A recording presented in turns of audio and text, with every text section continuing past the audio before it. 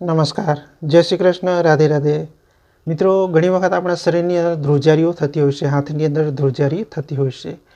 ઘણી વખત આપણે પ્રેક્ટિકલી અનુભવ પણ કરીએ છીએ કે આપણે એકદમ શરીર સ્ટ્રોંગ હોય એવું આપણે મનની અંદર એવું ભ્રમ હોય, પણ છતાં આપણે ગ્લાસ પકડીએ અથવા તો ચાની રકાબી ચા પીએ, ચાનો ગ્લાસ પકડીએ છતાં પણ આ રીતના આંગળીઓ ધ્રુજતી હોય, હાથ પણ ધ્રુજી શકે, પગ પણ ધ્રુજી શકે।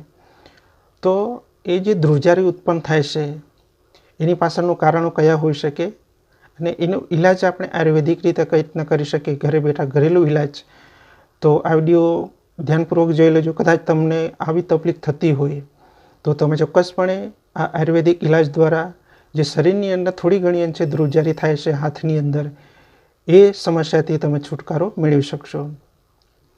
અને ખાસ કરીને મિત્રો, ચેનલ પર પહેલી વખત આવવાનું થયું હોય, તમને આયુર્વેદિક સાથે જોડાવાની ઈચ્છા હોય, આયુર્વેદિક ઔષધિઓ વિશે જાણવાની ઈચ્છા હોય તો આ ચેનલને જરૂરથી સબસ્ક્રાઈબ કરી દેજો, જેથી કરીને તમને આવી જ આયુર્વેદિક ઔષધિઓ વિશે આયુર્વેદિક માહિતીઓ તમને મળતી રહેશે। તો હવે સૌથી પહેલાં તો એ સમજી લઈએ કે આપણા શરીરની અંદર, હાથની અંદર ધ્રુજારીઓ આવે છે એની પાછળનું કારણો કયા હોઈ શકે। તો ખાસ કરીને ઘણી વખત વધારે પડતો પરિશ્રમ કરવાથી, વધારે પડતી કસરત કરવાથી પણ એ સમસ્યા બની શકે। અને બીજા નંબરે છે વધારે પડતું આપણે ઉજાગર કરીએ, ઉપવાસ કરીએ, એના કારણે પણ આ સમસ્યા આવી શકે। અને ખાસ કરીને મિત્રો બીજા નંબરે એ છે કે આપણા શરીરની અંદર જે ધાતુનું ક્ષય છે એની નષ્ટ થાય, એની ઉણપ ઓછી થઈ જાય, તો એના કારણે પણ આપણા શરીરની અંદર આ ધ્રુજારી આવી શકે। અને બીજું કે આપણે મળવેગને રોકીએ તો એના કારણે પણ એ આપણા શરીરની અંદર ધ્રુજારી આવી જાય છે। તો એ જે આપણા શરીરની અંદર જે વાયુ છે એ નળીઓ દ્વારા આખા શરીરની અંદર ફરે છે અને એ વાયુ વિકૃત થઈ જાય, એના કારણે આપણે હાથની અંદર ધ્રુજારીઓ આવતી હોય છે, બરાબર છે। એની પાછળના બીજા પણ એવા ઘણા કારણો છે, પણ આ મેઇન કારણ આપણે સમજી લીધા તો એ આપણા શરીરની અંદર ધ્રુજારી ઉત્પન્ન કરી શકે। તો એને આપણે ઇંગ્લિશમાં એને પાર્કિન્સન પણ કહી શકીએ। અને શરીરની અંદર ધ્રુજારી પણ આવતી હોય છે। ઘણી વખત આપણે જોશે ઘણા વ્યક્તિના હાથ ઘણા ઝડપથી પણ ધ્રુજતા હોય છે।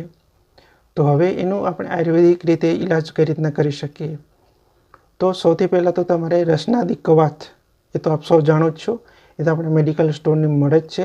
રસનાદી કવાથ લેવાનું અને એ છે 20 ગ્રામ, બરાબર છે।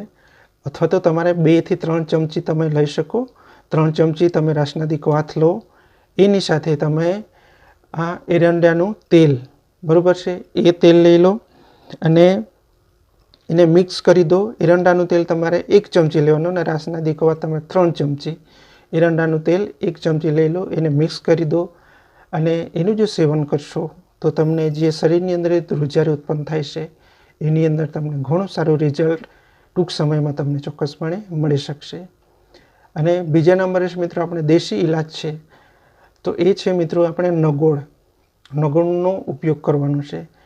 તો એની અંદર આપણે નગુળનું તેલનો ઉપયોગ કરીએ તો સૌથી પહેલાં નગુળના તેલને થોડા ઘણા જે આપણે ગરમ કરવાનું અને એ આખા શરીરે આપણે માલિશ કરવાની એ નગુળના તેલથી, બરાબર છે। 1 કલાક 2 કલાક સુધી પણ તમે થોડા ઘણા અંશે ધીરે ધીરે કરીને તમે માલિશ કરી શકો।